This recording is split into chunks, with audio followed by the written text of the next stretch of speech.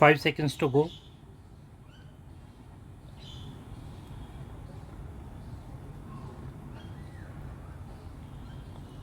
Start. The Expenditure Reforms Commission, which was set up last year, has presented reports concerning downsizing in 6 ministries and departments.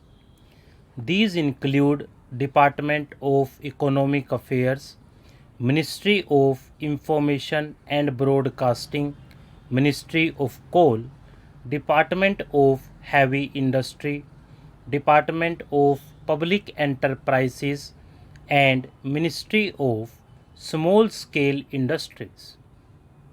Reports of the Commission concerning other departments will also be received within the next 6 months. These recommendations will be implemented by July 31, 2001 and identified surplus staff transferred to the surplus pool. Charity, it is said, must begin at home. I believe austerity too must begin at home. To lead by example based on the recommendation of the Expenditure Reforms Commission, I propose to abolish 3 secretary, special secretary level and 2 joint secretary level posts in the Department of Economic Affairs. This will be done in stages by 31st July. In addition, another 44 posts of directors and below will be abolished as against 31 recommended by the ERC. 1675 posts are being abolished in the currency and coinage division, which will be restructured and corporatized. The National Savings Organization is to be downsized from a level of 1191 staff to about 25. I have asked ERC to provide their recommendations in respect of the departments of revenue and expenditure also. I am confident that this will expedite the process of right sizing the establishments in all the ministries, departments of government. The Planning Commission has commenced the task of preparing the 10th plan. Given the severity of resource constraints, improvement in the quality of government spending is of the essence.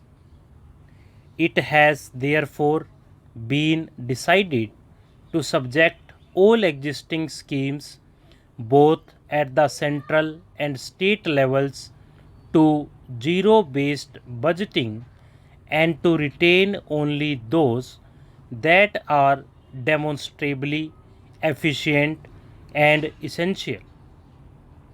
Furthermore, all schemes that are similar in nature will be converged to eliminate duplication.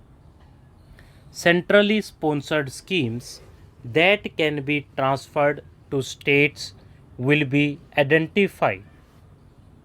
Resource flows will be linked to performance.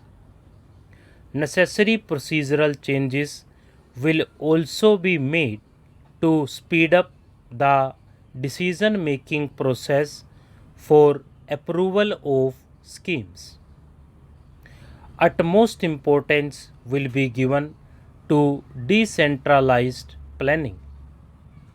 The central government pension liability has reached unsustainable proportions As a percentage of GDP, it has risen from about 0.5% to 1% now. As such, it is envisaged that those who enter central government services after October 1, 2001 would receive pension through a new pension program based on defined contributions.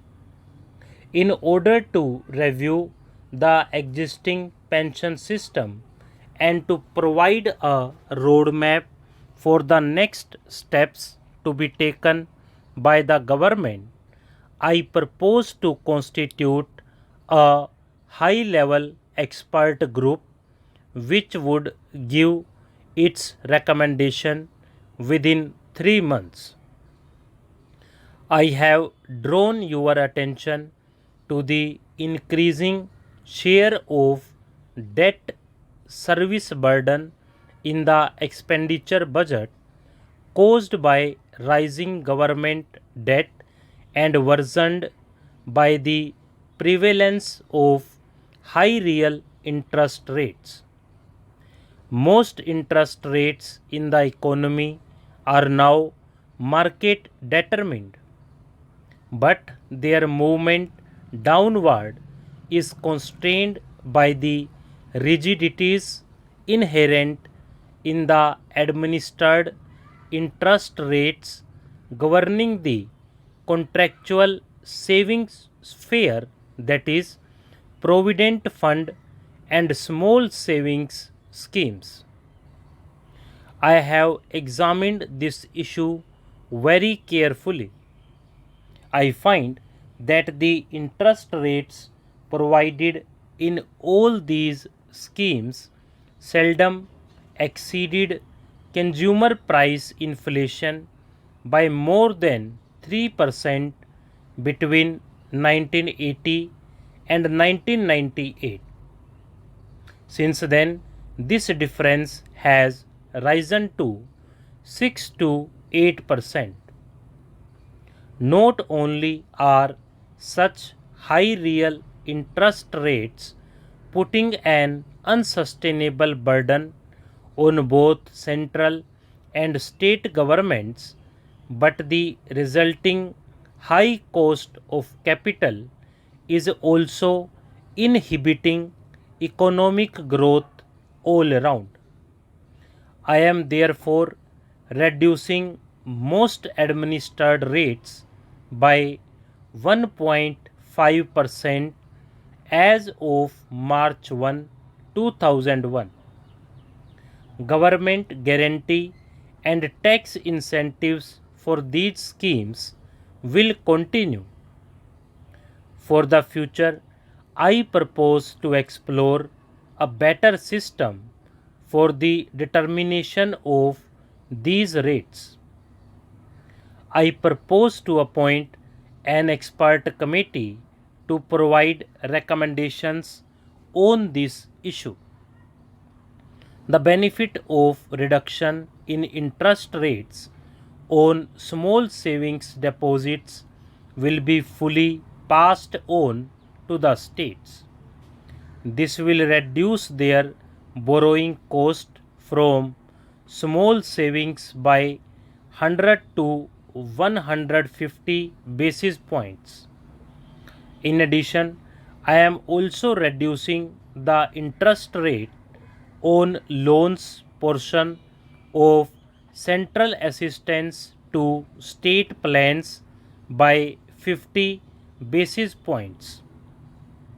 Alignments of interest rates on GPF by the state governments along with the reduced provident funds interest rates at the center will further reduce the interest burden of state governments.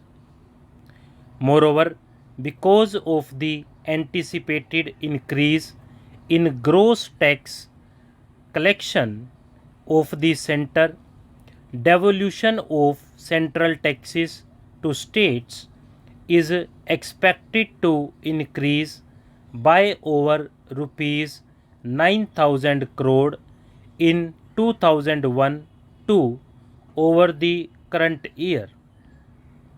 All these measures will help in reducing the debt burden of the states and improve their fiscal position. Along with fiscal consolidation at the center, it will be our endeavor to work for states. Stop.